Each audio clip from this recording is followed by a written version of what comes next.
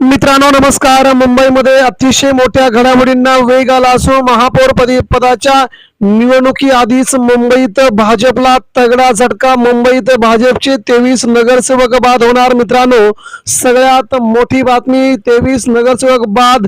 महापौर कुणाचा? मुंबईच्या राजकीय पटलावरती उद्धव ठाकरे यांच्या शिवसेनेचा पहिला मोठा झटका. तर राज्याच्या राजकारणामध्ये सध्याची घडीची सगळ्यात मोठी घडामोड नेमका काय घडलंय पडद्याच्या पाठीमागे? मित्रांनो भाजपला हा तगडा झटका म्हणावा लागेल का? सविस्तरपणे जाणून घेऊया राज्याच्या राजकारणात काय घडतंय आणि या घडामोडी वेगवान स्वरूपामध्ये घडू लागल्या आहेत.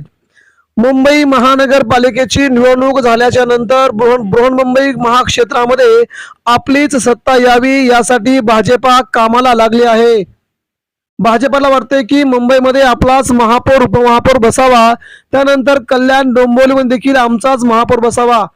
परंतु कल्याण डोंबिवली आणि ठाण्यामध्ये एकनाथ शिंदे यांनी आपली सत्ता काबीज केल्याच्या नंतर आता भाजपा वसई विरार महापालिका, मीरा भाईंदर महापालिका, नवी मुंबई महानगरपालिका, पनवेल महानगरपालिका आणि उल्हासनगर महानगरपालिकेसह मुंबई महानगरपालिकेमध्ये आपली सत्ता काबीज करण्यासाठी कामाला लागली आहे.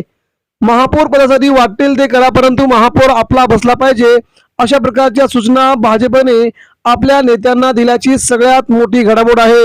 मात्र भाजपला मात्र आता तगडा झटका निवडणूक लागल्याच्या नंतर, निकाल लागल्याच्या नंतर आता बसू लागला आहे. कारण की भाजपचे 1-2 नाही तर तब्बल 23 नगरसेवक बाद होत आहेत आणि ही भाजपसाठी नक्कीच अतिशय घाबरवणारी आणि भाजपच्या नेत्यांना हादरवणारी तेवढीच महत्वाची बातमी आहे. मित्रांनो मुंबईमध्ये एकनाथ शिंदेची शिवसेना महापौर पद पाहिजे या अटीवरती अडून असतानाच इकडे नवी मुंबई, कल्याण डोंबिवलीसह वेगवेगळ्या भागामध्ये युती करून उपमहापौर किंवा महापौर पद घेण्याची भाजपची जोरदार हालचाल आहे. त्यामुळे या घडामोडी वेगवान स्वरूपामध्ये घडत असतानाच मुंबईच्या महानगर क्षेत्रामधून खूप मोठ्या घडामोडी घडू लागल्या आहेत. वसई विरार महापालिकेत भाजपला मोठं यश मिळालंय. मात्र महापौर पदाच्या निवडणुकीपूर्वीच राजकीय भूकंप आता होतोय. भाजपच्या 23 नगरसेवकांचं सदस्यत्व रद्द होऊ शकते.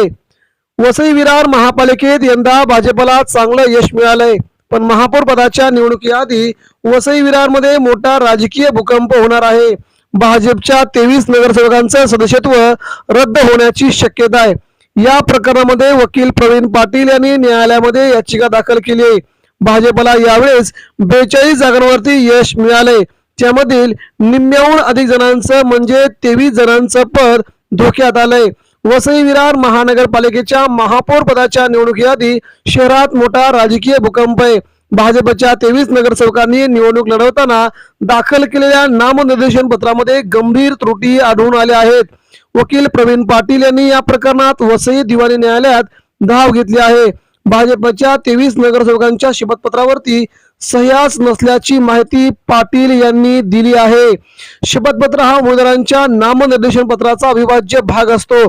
त्यावर उमेदवारांच्या स्वाक्षऱ्या नसतील तर प्रतिज्ञापत्र कायदेशीरदृष्ट्या वैध ठरत नाही. त्यामुळे संबंधित नामनिर्देशन पत्र स्वीकारतानाच निवडणूक निर्णय अधिकाऱ्यांनी ती बाद करायला हवी होती, पण ती वैध ठरवण्यात आली. त्यामुळे निवडणूक यंत्रणेच्या भूमिकेबद्दल देखील प्रश्नचिन्ह निर्माण झाले. या प्रकरणामध्ये वकील प्रवीण पाटील यांनी न्यायालयात धाव घेतली आहे. 13 जानेवारीला मी राज्य निवडणूक आयोगाला या संदर्भात पत्र लिहिलं. हा प्रकार त्यांच्या निदर्शनास आणून दिला, परंतु त्यांनी त्यांच्याकडून कोणतंही उत्तर आलं नाही. मग त्यांनी कोणतीही कारवाई केली नाही. त्यामुळे नाईलाजाने मला न्यायालयात याचिका दाखल करावी लागली, असं पाटील यांनी सांगितलंय.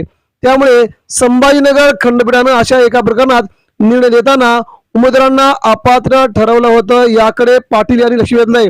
वसई विरार महापालिकेत यंदा भाजपला चांगलं यश मिळालंय. मात्र इथे जर भाजपचे 23 नगरसेवक अपात्र ठरले तर मात्र भाजपची हातात आलेली सत्ता जाऊ शकते. ही या घडीची सगळ्यात मोठी बातमी वसई विरार महापालिकेत येते.